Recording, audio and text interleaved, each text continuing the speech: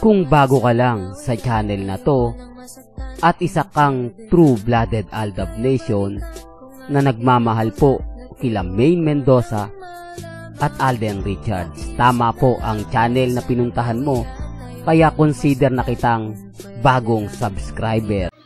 Welcome back mga ka-Aldab. Ito na naman po ang inyong lingkod, si Mr. Destiny, at magbibigay tayo ng pinakamagandang update po ngayon sa social media. Ito yung pinaka-latest mga ka-Aldab na nakakatuwa na naman po dahil sa dami ng mga bidder wala po silang may pakita. Wala po silang ebidensya at resibo na magpapatunay nga po sa mga sinasabi nila. Ito, ganyan din po yung sinasabi sa akin. Ikaw nga Mr. Destiny, wala ka namang pinapakita. Halos lahat ng mga ina-update mo wala namang katotohanan. Lahat ng mga sinasabi mo hindi naman totoo at talagang namang walang kagana-gana. Wala naman pong problema yun.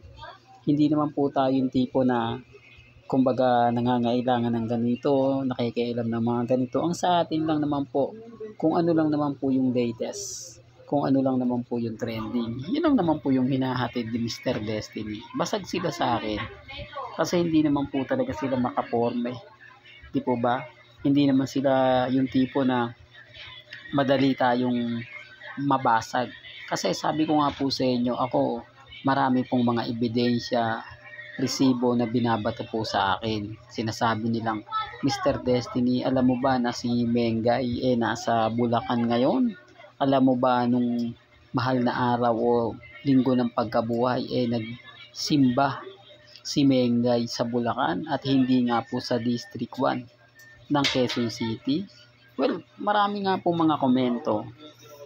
Kaya nga sabi ko sa inyo mga ka-Aldab, kampante lang, relax lang. Di po ba? Malay nyo bukas sa Makalawa mag-iba na po yung senaryo. Mag-iba na po yung buong kwento na sinasabi at pahayag po ng iilan. Kaya nga po ako, kita nyo naman po si Mr. Destiny, never po tayong natatalo sa mga bagay na ganyan. Never po tayong kumbaga nababasag. Kasi kita nyo naman po di po ba? Ramdam nyo naman po kung gaano tayo ka-updated.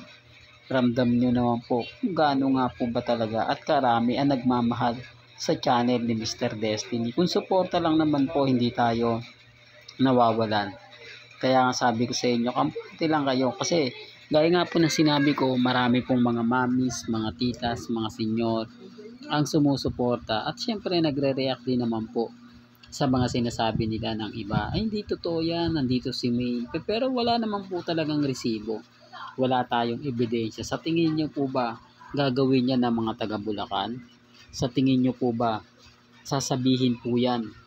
Kasi si Mengay at ang pamilya Polkerson sa Bulacan, nire-respeto po yan at ginagalang. Kaya nga po yung mga nagkukwento, nagsasabi ng ganito ganyan, huwag po kayo maniniwala. Never pong nagbigay, nagbantay, nag-upload ang mga taga Bulacan para lang sabihin o magpatunay na naandun si Mengay at wala, kumbaga, lang pamilya at ID. Huwag po kayong maniniwala doon. Kasi bitter lang po sila sa akin Naiinis lang po sila sa akin. Kasi nga po, tayo updated. Buod na sa updated tayo, nababasag po natin sila. Hindi po sila makaporma gaya iba na, naku Mr. Destiny, kumbaga yung mga post at update mo, kumbaga maraming nagre-react, maraming nagko-komento. Galit sila kasi basag po sila Hindi po sila makaporma, hindi sila makapag-update na inaantay ng iba. Basta titignan lang po nila, sisilipin lang po nila yung mga nangyayari at nagaganap. Tapos sasabihin nila, eto update. O ngayon, sabi nila nagsimba daw po sa District 1 si May. Sabi daw po nila ganito daw po si May. Wala naman pong resibo at ebidensya. Wala naman pong patunay. Hindi po ba? Kaya nga po ako, hindi ako basta-basta nagpapa-apekto. Hindi tayo basta-basta nagpapadala sa mga kumakalat ngayon sa Instagram, sa Twitter, sa Facebook. Kita mo naman po at ramdam nyo naman po. Pero andun na tayo. Andun na yung point na hayaan lang po natin sila.